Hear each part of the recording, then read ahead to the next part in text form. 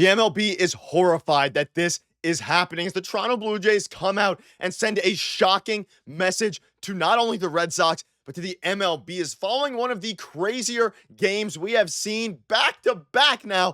The Toronto Blue Jays come out and do the unthinkable. We'll break that down and discuss what this means going forward. But before we get into it, folks, quick reminder, hit that subscribe button. If you're a part of the 70% or so who aren't subscribed to the channel, this is the place to be for daily Jays content. Your guys' support has been absolutely unbelievable. If you're enjoying the daily videos, make sure to hit the subscribe button. And thank you guys again for your continued support over here. Ladies and gentlemen, what a crazy time. Obviously, the Leafs playoffs are on. The Jays come out, and what an absurd game by this team. And coming into this game, you're coming off of a game where they come back down 6-0, and you go down early in this one with José Berríos on the bump. You go down early, fifth or sixth inning, Berríos finally gives up a couple of runs, and you're thinking, wow, this game was scoreless through 5. You're really struggling. And man, oh man, there is a lot to get into today. I want to start with the Vladimir Guerrero Jr. home run because, quite frankly, it is absurd.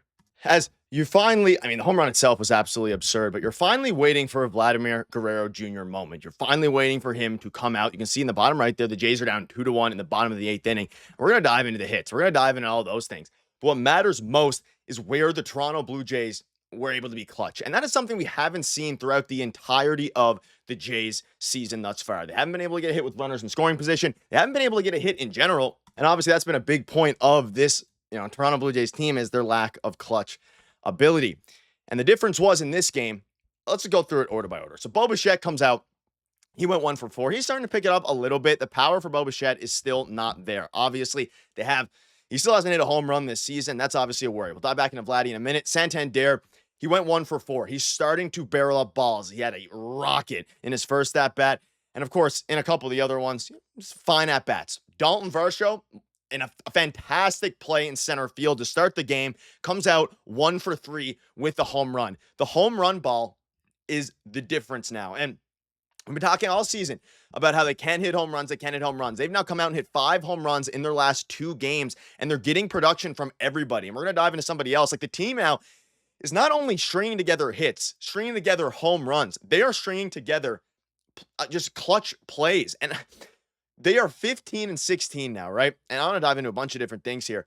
But at the end of the day, if I've been saying it the whole time, if they can come out and continue to hit this well, especially now with Dalton Varsho coming back, and I made the video about Dalton Varsho and how, no one's going to, people were saying, Dalton Varsho is not going to be the guy to, put them over the top or anything like that.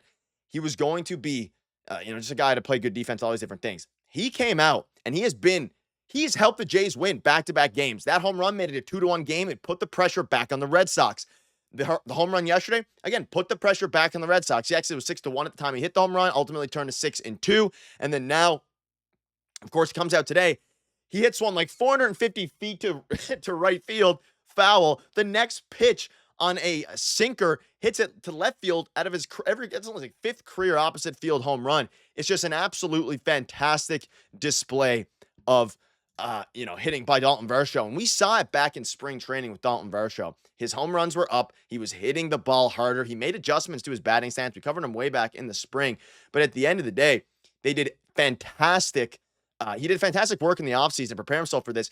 And I'm also happy that he waited so long to come back to make sure he was healthy, because he smoked his shoulder when he hit his back against the center field wall. But that's why you have Dalton Varsho. That is the reason. He's able to do things like this. He's able to be one of the best center fielders in baseball. And of course, it is all because of, the work he put in the offseason. So it is absolutely fantastic. And ultimately, at the end of the day, ladies and gentlemen, Dalton Varsho has looked fantastic. Alejandro Kirk, I want to dive into him for a little bit. There's just so much to talk about here.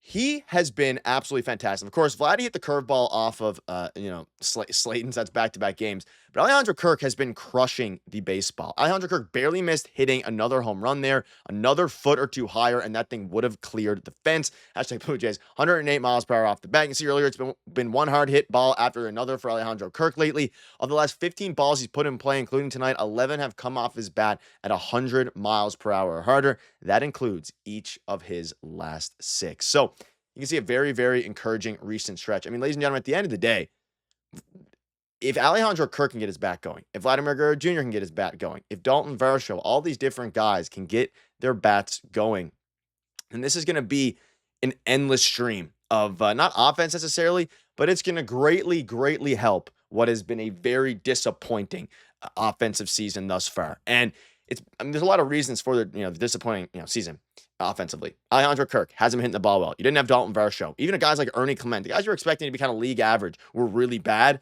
Ernie Clement is starting to heat up. And then, of course, Vladimir Guerrero Jr. and Bichette, their power hasn't been there. And then Vladdy comes out and hits a huge statement home run. And it just took the roof off the building. Keep in mind, of course, during this game, the Leafs finally won the first round. So Toronto, I'm sure, is buzzing. A crazy, not walk-off, but comeback home run from Vladdy into a Leafs win. If you're a Leafs fan out there, if you aren't, it is what it is. But the city of Toronto was buzzing. It was a crazy home run, and it's one that we've been waiting for so long. Everyone's been waiting and saying Vladimir Guerrero Jr. only hits home runs when they're down 6-0. He only hits home runs when it doesn't matter. He finally hit a huge home run against an AL East opponent, and you have now won 2 out of 3 against the Boston Red Sox. They're starting to string some wins together, and at the end of the day, ladies and gentlemen, these are the wins that you get that really start to define your team. It starts to define your character, all these different things. And shout out to the pitching staff as well. Berríos, absolutely fantastic. He went 6 2/3, gave up 7 hits, 2 runs, 8 Ks, gave up a bases loaded 2-out double to Alex Bregman in, I believe it was the 5th or the 6th inning. But regardless of that, giving up that, I think it was the 6th. So giving up a 2-run double in the 6th or 5th, I think it was 6th. Regardless, that's fine. Giving up 2 runs against one of the hottest offenses in baseball, you'll live with that. It was on the offense to pick Berríos up, and guess what? He did. Shout out to Mason Flaherty, comes in against Jarren Duran, gets him out on 1 pitch, then pitches the next inning. The bullpen after the extra inning game yesterday and the bullpen game yesterday was low. So for Berríos to go 6 2/3, absolutely fantastic. For Mason Flaherty to come out and be able to do what he did, absolutely fantastic. And then Jimmy Garcia, again, Jeff Hoffman pitched 2 innings yesterday. He wasn't going to be able to Jimmy Garcia wasn't going to be able to, Jeff Hoffman wasn't going to be able to close tonight, right? He just wasn't going to be able to do it. He pitched 2 innings yesterday, pitched the day before.